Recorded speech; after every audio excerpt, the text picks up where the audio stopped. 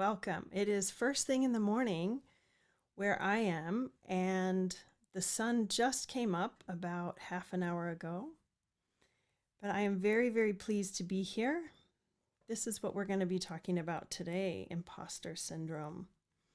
So, I do call myself a recovering graphic designer. I have more than 30 years experience. I figured 30 years is a good round number.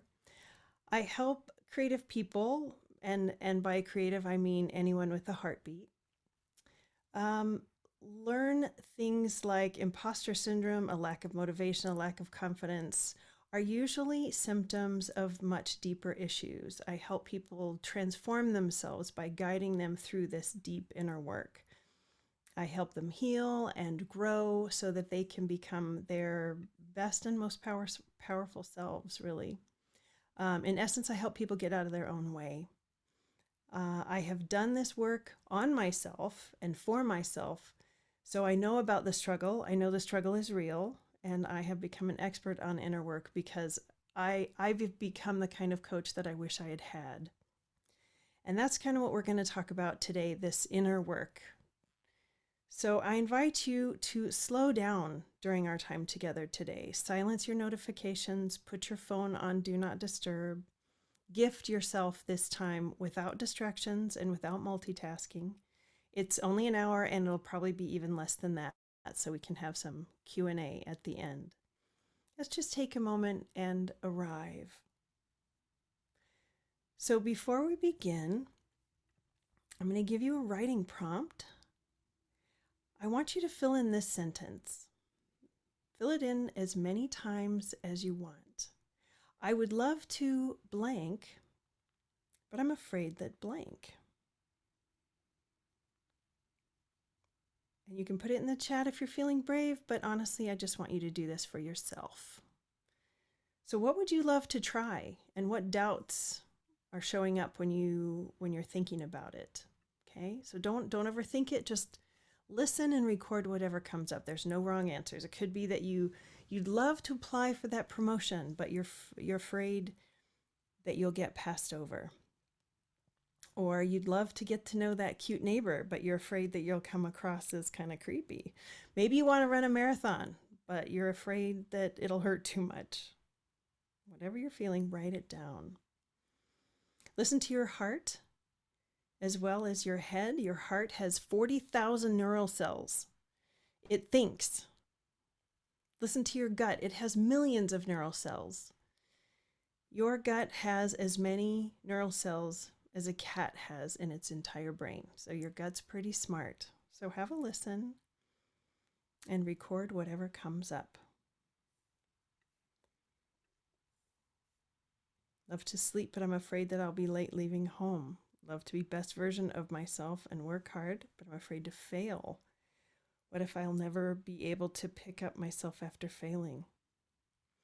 Beautiful. I'd love to learn Excel, but I'm afraid that it'll take a lot of time. I love to express, but I'm afraid about being judged by others.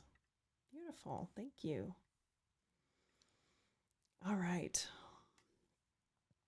Let's dive in, shall we? All right. Imposter syndrome may feel like I have to be perfect, or I need someone else to say that I'm good, or this thing that I've made is good, or I'm only good as good as my accomplishments. Or I have to look a certain way to feel like I'm enough. I need to make sure I sound authentic. I need to do things my way. I don't try because it's too hard and I might fail. Or somebody else is way better at this than I am. Or it's not good enough. I'm not good enough. I'm afraid I'll look bad or weak or stupid if I ask for help. Or the worst, I feel like a fraud. So, what's imposter syndrome like for you? How does it feel like? Put it in the chat. What does imposter syndrome feel like for you? Fraud, can't relate, massive self-doubt. Yeah. Scary, very scary. Yeah. Yeah. There's a quote I just love. Argue for your limitations, and sure enough, they're yours. Argue for your limitations, and sure enough, they're yours. How many times have you been arguing for your limitations? I'm not, no, I can't do this. I'm not good enough. Someone else is better at this, better at the same job as mine. Yeah. What's very interesting to me is that men and women suffer from imposter syndrome equally, but men display it less frequently. Leadership is the largest group of people who experience imposter syndrome, and creatives even more so. So if you are a creative and in leadership, my heart goes out to you. So creatives suffer because everything that we do feels like it's subjective. So let's talk about that subjectivity, shall we? So when you're feeling the squeeze of imposter syndrome, your thoughts are telling you that you're an imposter, you're a fraud. And in that situation, the first thing that you can do to overcome imposter syndrome is to ask yourself, what are the actual facts of the situation? What are the actual facts and what is just opinion? You feel like someone else is doing a better job? Is that a fact or is that an opinion? See, our brains are wired to do things on repeat. It's pretty amazing when we learn how to drive a car or we learn how to write. The act of doing things over and over again makes our brains very, very efficient at what we do, which is great when we want to continue to drive or speak or write or use a spoon. But it's awful when we're having negative thoughts or negative patterns of behavior. We're stuck and our brains want to do that thing that you've been doing and we're on autopilot. Right? So it's our brains default to do things on repeat works great when we want that behavior, but it's terrible when we notice imposter syndrome, when we notice us being negative, when we notice that we're having self-limiting beliefs or we're self-sabotaging. So the source of our imposter syndrome is actually a part of our inner world, and it's our inner critic. Our inner critic is such an integral part of who we are, but when our inner critic is in charge and our inner critic has the steering wheel and is driving our lives, we are being motivated by fear. So I want to go deeper into our inner critic and help you look at this more objectively. Another quote for you: to separate yourself from your weakness and look at it objectively is a very, very powerful thing. So what is an inner critic? An inner critic is that critical inner voice. It's also known as your superego. It's constantly chattering. It's self-critical, but it's all in your head. It's part of you. Okay? It's a defense mechanism that you learned early as a child to help you assign meaning to the things you experience by constantly comparing your behavior to the experiences of others. It helped you learn how to socialize. Okay? It's the voice that also helps keep you comfortable and coping in what's familiar, the circumstances and the cycles that you grew up in, whether they be good or bad. It lets you know where the boundaries of your comfort zone are. It reminds you of what you should be doing or what you ought to be how you ought to be behaving. It's truly a necessary part of you, but otherwise you'd be acting on every impulse you've ever had. Yikes. But at its worst, your inner critic can make you feel terrible if it makes you feel unworthy and like a fraud. Your inner critic represents the voice of fear. Okay? Your inner critic is the voice of fear, and it becomes problematic when it's on autopilot, when it's driving your own bus.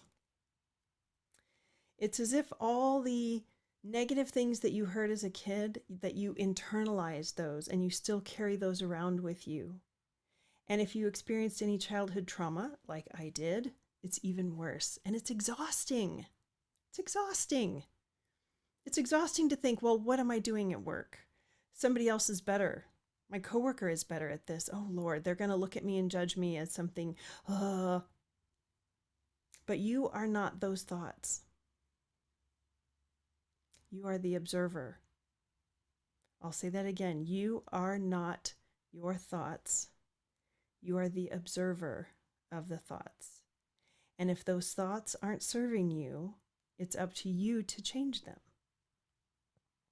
So like I said, your inner critic becomes problematic when it's out of control, when you're not aware that it's the voice of fear, when you believe everything it's saying. So what have you argued that you cannot do or shouldn't do?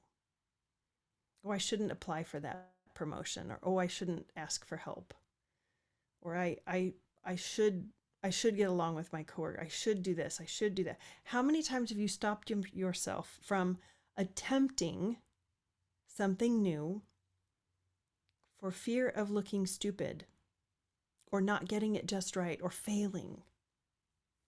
Like I said, argue for your limitations, and sure enough, they're yours. So we know that when in doubt, you can ask yourself, what are you thinking? What are you hearing? And is it objectively true? Ask yourself if this is a fact or if this is an opinion. Ask yourself if this is a thought you've always had. Is this something that's on autopilot? And then ask yourself if this thought or belief is actually serving you. If there's a bear chasing you, or if there's, a guy with a knife chasing you, fear is really important to have. It's really important to listen to that voice of fear. But in the workplace, no. So, as a child, your inner critic let you compare what you were doing to your peers. It let you know what was expected of you, what's normal. But Mark Twain, one of my favorite authors, said comparisons are the death of joy. When you notice feelings of imposter syndrome, stop and notice. Are you comparing yourself to someone else? And then ask, do they have your exact DNA? Have they had your exact upbringing? Exactly your education? Exactly your experiences up to this point? No?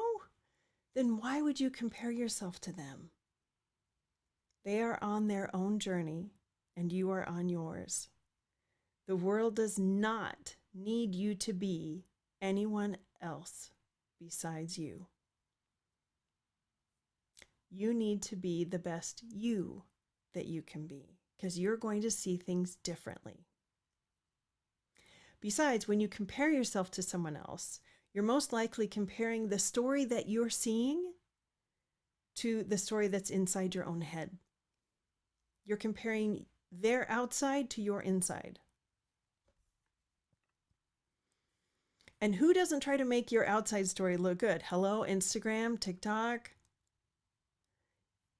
Don't compare your inside to somebody else's outside, or your beginnings to somebody else's middle, or your middle to their end. They're on their own journey, and you are on yours. The only person that you're allowed to compare yourself to is previous versions of yourself. So think of a time when you were only dreaming about being where you are right now. But when you got to where you are, did you stop and celebrate? Or did you just find something else to compare yourself to? So get off of autopilot, stop comparing yourself to others, and start being intentional about who you want to become.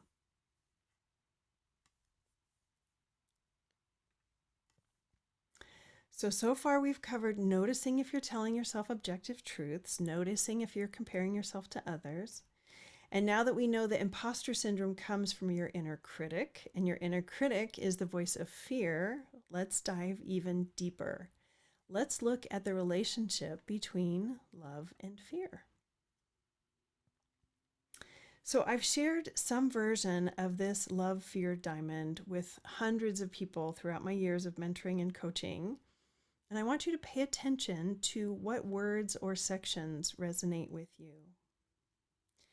When we live our lives from a base of fear, which is down in the bottom, those are those dark areas, it's focusing on everything you don't have, which is a scarcity mindset. And when you look through that lens of fear at your past, you feel ashamed about what happened, or you hope nobody finds out about that thing. You resent not having better opportunities or a better education, or comparing yourself to other people and their journey. You regret choices you made or didn't make. You have guilt for the things that you've done. You're disgusted with your own behavior. You're angry about where you are. And all those things leads to a sense of insecurity or a lack of self-confidence in your present moment. Looking through that fear lens at your future, and you're worried about where things are going. You have anxiety. You are suspicious of other people and their motives. You dread, like, the pandemic was so awful. Oh my God, what's going to be next? What about monkeypox? Oh my God. There's a sense of hopelessness. This is looking through your lens of fear at the future is where hopelessness lives, and frustration and all these things. But it's a choice. This is autopilot in the bottom corner here, the bottom half. And when you choose to operate from a base of love, and it is very much a choice, it's day to day and it's moment to moment, to choose to live from a base of love, it's also called an abundant mindset. It means focusing on everything you do have. It's also called a growth mindset. And when we look through our lens of love at the past, our superpower there is gratitude. And yes, Muhammad, gratitude is the key. Being grateful for what you have is like the seed that grows all the other wonderful emotions. You are content knowing those bad things that happened can stay in the past. You've forgiven yourself all of the mistakes, all of the things that you did, quote unquote, wrong. And you're much wiser than you are now than you were in the past. You can take pride in your accomplishments, everything that you've accomplished so far, and celebrate the journey that you're on. All of these emotions lead to a boom of self-confidence, and self-confidence can allow you to be vulnerable. Vulnerability is your superpower in the present moment. Human connection happens through that door of vulnerability. Vulnerability allows you to access courage. So vulnerability is your superpower in the present. Gratitude is your superpower in the past. And then looking towards the future, curiosity is your superpower. Instead of thinking, oh, I have all these things to do and I have to do this and I have to do that, you start thinking, how might I? How might I accomplish this? You can start having hope for good things to come and excitement because you are actively designing your future. You have much more compassion, not only for other people who are struggling on their journey and who are struggling with imposter syndrome, but for yourself. The pandemic years have been weird and difficult, and And it's completely unknown. So everyone is experiencing this. Have compassion for yourself as well as everyone else. Have patience, knowing that good things are right around the corner. When you look through your lens of love at your future, you start to trust yourself and you trust others. You don't break promises to yourself. And you lead with and lean into curiosity and say, how might I? So all of these things, you're at any given moment, you're somewhere on this chart. But my goal today is to help you identify and start to be conscious of these things so that they're no longer on autopilot, that they start bubbling up to your conscious thought and you start choosing love every day. You can choose what mood or from what mindset you operate. Either scarcity and a fixed mindset, or abundance, which is a growth mindset. All right, so that's deep enough for now, but begin to slow down and take notice where you are in any given moment, especially if you're feeling the squeeze of imposter syndrome, the squeeze from your inner critic. Take notice. And noticing is the first step to making any kind of internal change. You cannot change what you cannot see. So it's very important that you start noticing.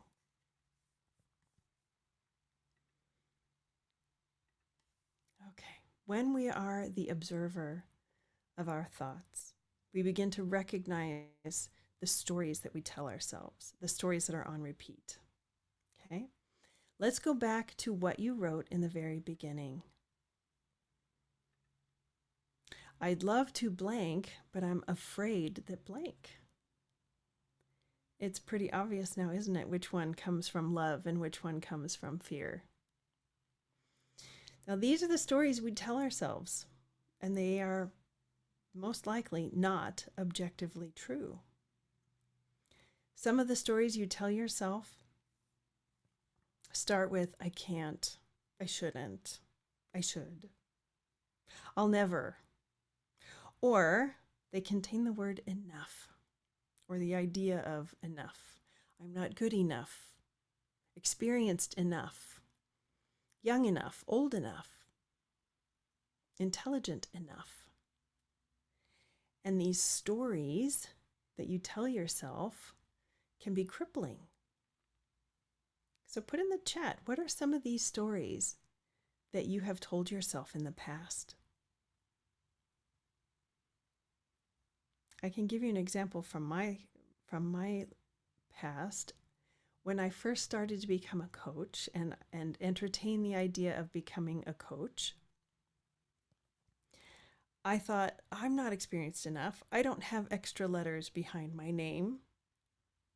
I'm a fraud.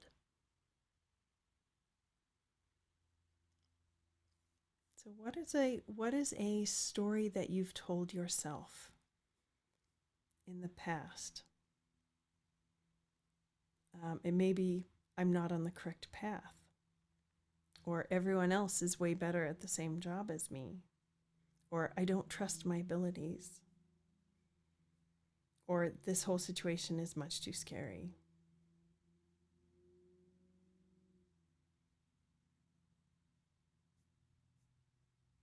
Go ahead and put that in the chat.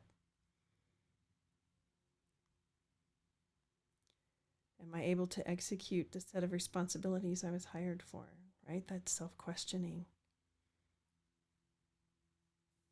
Remember, these stories are, am I enough?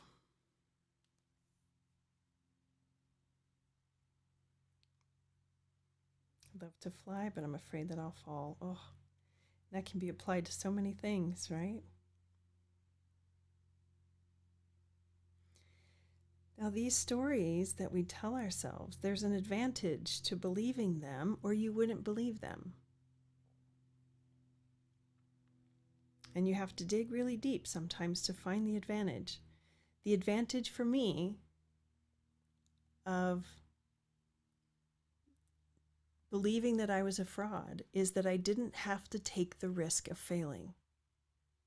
I could stay safe. Yeah, a story was maybe I was just lucky. Maybe I was just lucky. Maybe I don't really deserve this. The advantage to believing that is maybe you don't have to try as hard. But these thoughts are only just barely conscious. They're way down here.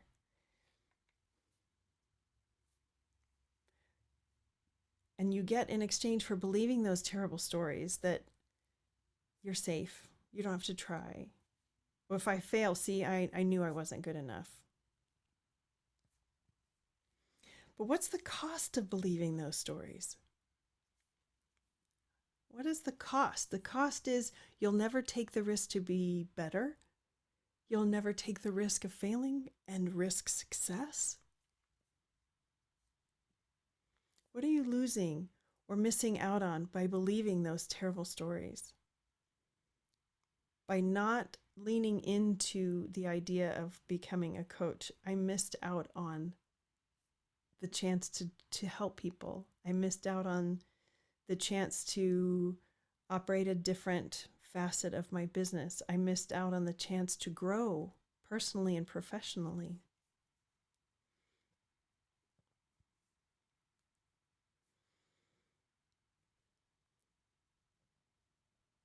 Yep, I'd love to voice my ideas, but I'm afraid I might be wrong. Yeah.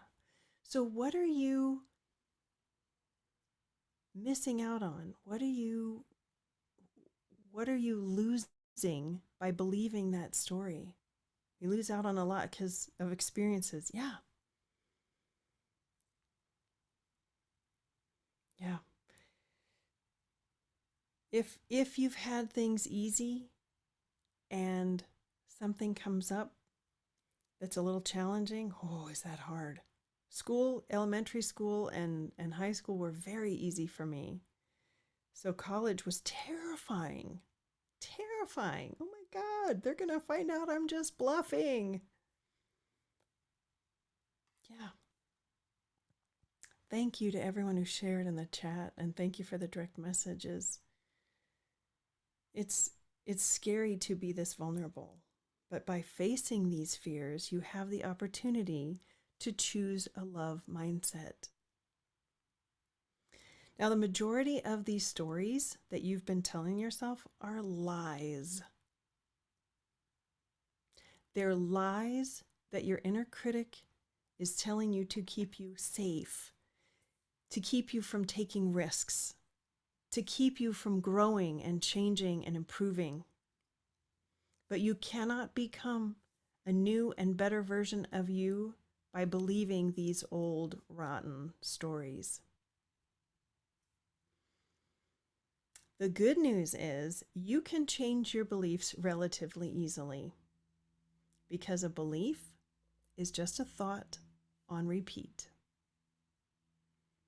A belief is just a thought on repeat. Okay? So, what is a better story that you would like to have on repeat? What's a better story? If you've been telling yourself you're not good enough, a better story might be, I'm getting better, or I might be good enough, or I am good enough. A better story might be, if I fail, I will have learned something, but I might succeed. I might be wrong, but I might be right. Yeah.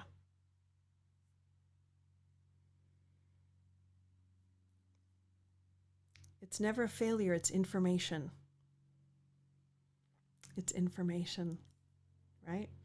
So your life right now is a demonstration of everything that you have committed to so far.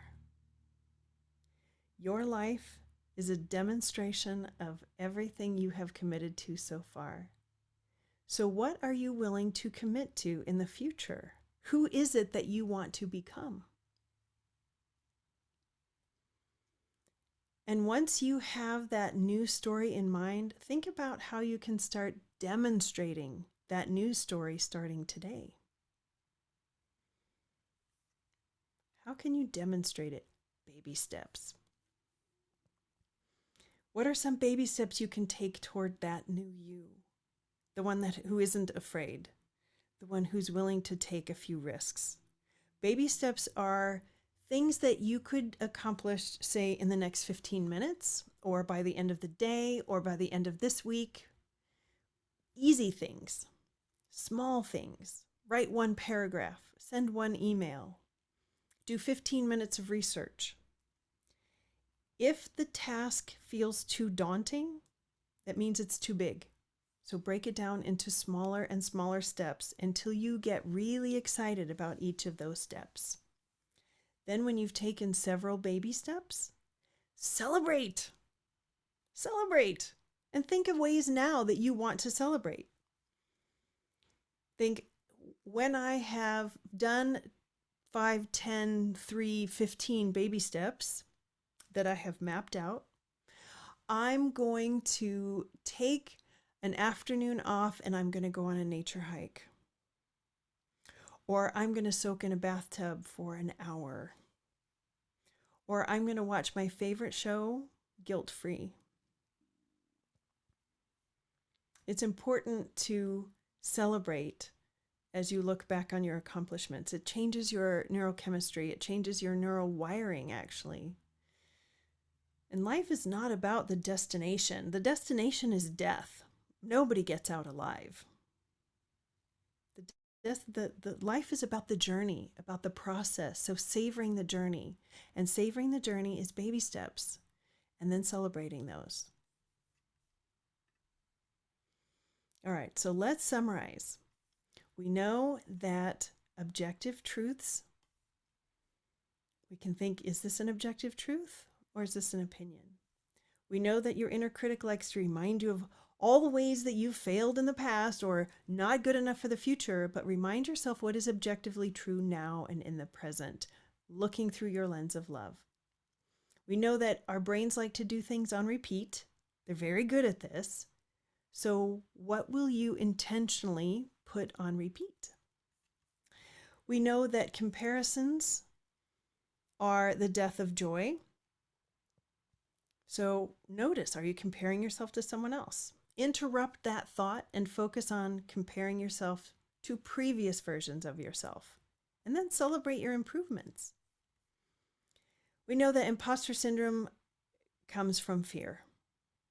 Ask yourself, in any given imposter syndrome moment, are you operating from a base of fear or a base of love? And which serves you? Notice where you are in that diamond diagram and start making intentional choices to operate from a base of love. And stories. Create a better story to put on repeat. Identify those baby steps daily if necessary. Remind yourself what you get in exchange for believing this new and better story. You get the opportunity to succeed. And that old worn out story isn't serving you. So whether you think you can or whether you think you can't, you're right. So by all means, think you can.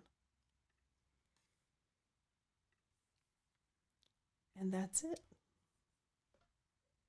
Thank you for your kind attention. Thank you for participating in the chat. We now have plenty of time for questions.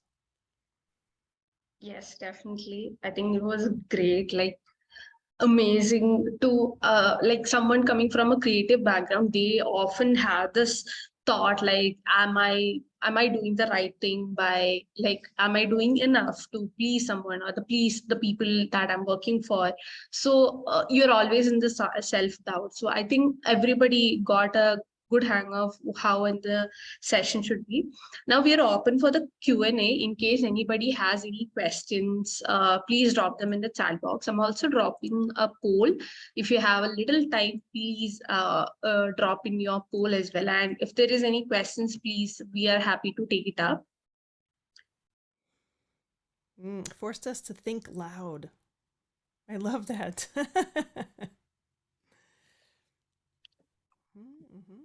You're quite welcome. Any questions? Now is the time that you can pick my brain. I've been at this for, like I said, 30 plus years. We just stopped counting at 30. Can you think of an instance where you can apply this, apply what you've learned? Or even better, explain it to somebody else. Oh, we have a hand up. Yes. In case anybody wants to unmute, can do that. Hi, Yes. hi, Cami. First of all, thank you for that great session. One thing that came was that how do you separate whether you, so from self-doubt that question comes is, were you lucky or was it really you? At the same time, you don't want to get, there may have been instances where you were lucky and things just moved in your favor, but you don't want to be too confident about them and have a misplaced sense of, or a misplaced belief on that front as well. So how can you be more grounded to what probably is the reality, so that it's not that you have a too high a self-worth of yourself in terms of where you really are not. Uh, and likewise, it's not that you're pushing yourself down with an imposter syndrome. So how can one do the balancing act a little better? That's a great question. When you feel like you've gotten lucky, ask yourself what you've learned. If you had to go through that situation again, would you do anything differently? Are you wiser? Are you, and if it was you getting lucky, who do you have to thank? Did somebody help you get that position? Did someone put in a good word for you? And then think, what have I learned from this situation? How am I better than I was before? You're looking back and celebrating your victories, your accomplishments. Does that help? Maybe? It sure does. I think if nothing else, reflecting on it deeper should, uh, I mean, help as far as that is concerned. I think that Yeah. helps. The answers that you seek 99% of the time are within you.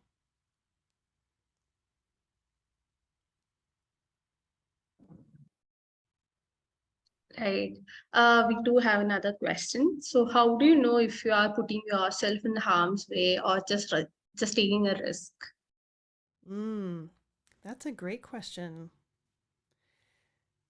I would say there's two ways. The first way is to check in with your heart, because your heart is capable of rudimentary thinking, and check in with your gut, and it's capable of some higher level thinking. And walk yourself through the scenario by you think, okay, what if, and I'll put myself in this question so that you can hear how I would think through it. As a creative, could I stop doing graphic design and start teaching people how to become freelancers? And that's what I did first as coaching, is teaching people how to freelance. Am I putting myself in harm's way? Am I setting myself up for ridicule? What is the worst thing that could happen if I did this? What is the worst thing that can happen if I didn't do this? What's the best thing that could happen if I tried this? What's the best thing that can happen if I didn't try this? So it's like four different questions, and actually I can show you a visual that might help.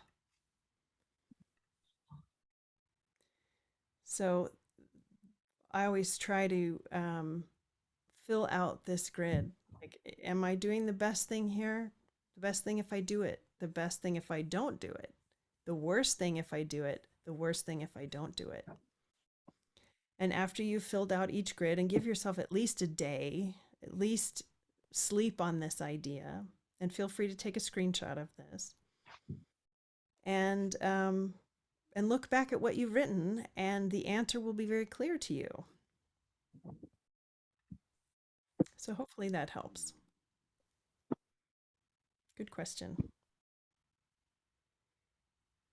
So your body has a lot of information for you, and sometimes your brain gets in the way, and that grid is a good way to let your brain have the page, and then let all the more subtle stuff bubble up. Again, we're getting things off of subconscious, letting them bubble up for you can so you can be conscious of these thoughts and really investigate them and identify them.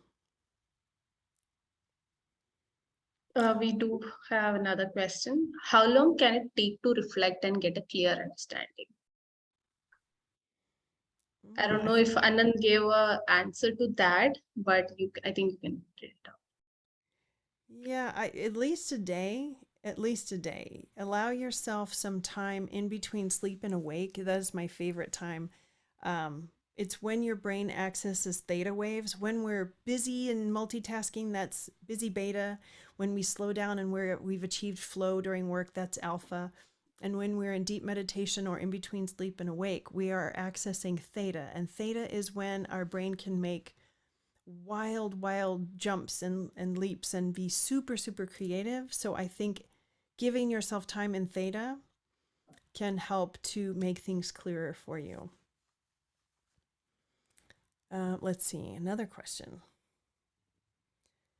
Every morning I wake up with fear. I'm not able to control it. I feel like I'll lose in life and won't be able to move on. Past mistakes are affecting me. I have started comparing myself with my peers, a loop.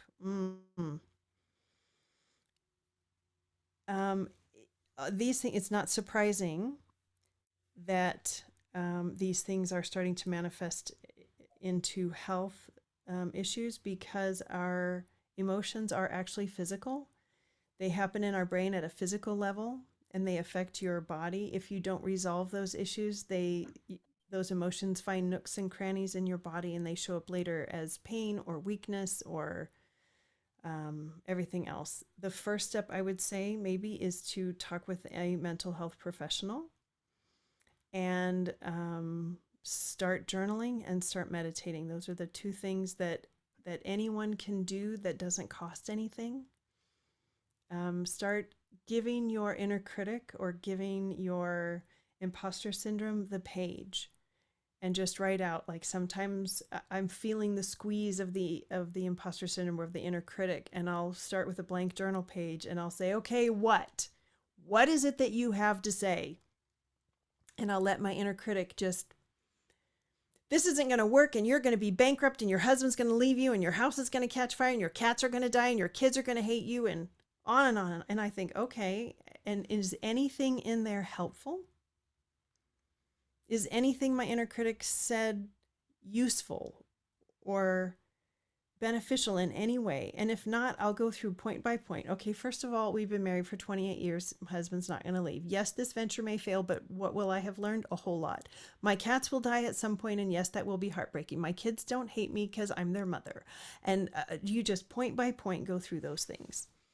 But that's involving your brain. It's also important to listen to your body. If all these things aren't helping, then your mental health professional is going to be able to. What if logically I've gotten over a thought and I have made peace why I don't want to do something? Thoughts keep coming back. I would say journal. Give your inner critic the page. And then talk to somebody about it. Talk to your friends, talk to your parents, talk to your peers. Things that are scary in the dark, like shame and guilt, get much smaller and much more manageable in the light of day. So when you share them, they get a little bit smaller. Correlation between OCD and imposter syndrome. I have no idea. I would love to know if there's some correlation between OCD and imposter syndrome. I know that our brains love to do things on repeat. And OCD is a further extension of that, but I'm not sure. I know a lot of mental health issues that we think of as diseases in and of themselves, like ADHD, for example, are actually symptoms of something much deeper. And the psychiatric community at large treats those things as diseases when in fact they're symptoms. A lot of what we experience as physical ailments can have emotional underpinnings, and those emotional underpinnings come from unprocessed trauma. There's a great book I can recommend called The Body Keeps the Score by Bessel van der Kolk. It's probably behind me. Yeah, it's this orange one right there. The Body Keeps the Score by Bessel van der Kolk. And it goes into great detail about how unresolved trauma and whatnot can show up later in your life. Good questions, really good, intelligent questions. Thank you so much. Well, hi. I have a kitty wanting to come visit me. This is my eldest kiddo's kit. How not to take feedback from peers into self-doubt and develop into imposter syndrome. Ooh, I got a good one for you. So when somebody else dumps their garbage, and the garbage could be true, it could be false. When it becomes harmful is when you pick it up and claim it as your own. A lot of times you can just say, oh, looks like that's some garbage you dumped. You don't have to roll in it. You can say, that's some garbage. You can't let anybody else define how you see yourself without your permission. Like no one else can make you feel bad without your permission. Yeah. Getting a companion to help contain self-critique. Yeah, I think that's a great idea. And when a good way to critique others is to tell them what's working and not focus on what isn't working. And it's really hard to do that for yourself when you're given critique and you want to just focus on that. Our brain goes, yeah, there's 12 good things and one bad thing, and you find yourself focusing on the bad thing. Notice. Think, why am I focusing on just the bad thing? Focus on the 12 good things or the 2 good things. Yeah. Great questions. Anything else? Yes, in case there isn't any question, we can wrap up. If you have anything, please feel free to drop in. Cami is really good at answering your question, and she's loving the question as well, I guess. Yeah. And also, everyone on the call is invited for a free 45-minute discovery call if you're interested in coaching. And you want to know what coaching's like, or, is it for you? My website right here, cami.coach, super easy to remember. And if you've not yet heard of ADP List, and if you're interested in gaining a mentor, oh my gosh, I can't recommend ADP List strongly enough. adplist.org. Thank you for everyone. Thank you for your time and your questions and your participation and your vulnerability. And thank you to Nova Benefits for having me. Thank you so much, Cami, for having an amazing session for our folks at Nova as well as our clients. I hope this session has helped you in a lot more than we have expected it to be happen. But thank you so much, everyone. I have dropped the link in the chat. I'll do it again. This is for our upcoming sessions. If you want to join the session, you can just you can just go and register, and we'll see you in the next session. Thank you, guys. Thank you, everyone, for joining. Thank you, Cami, as well. Thank you.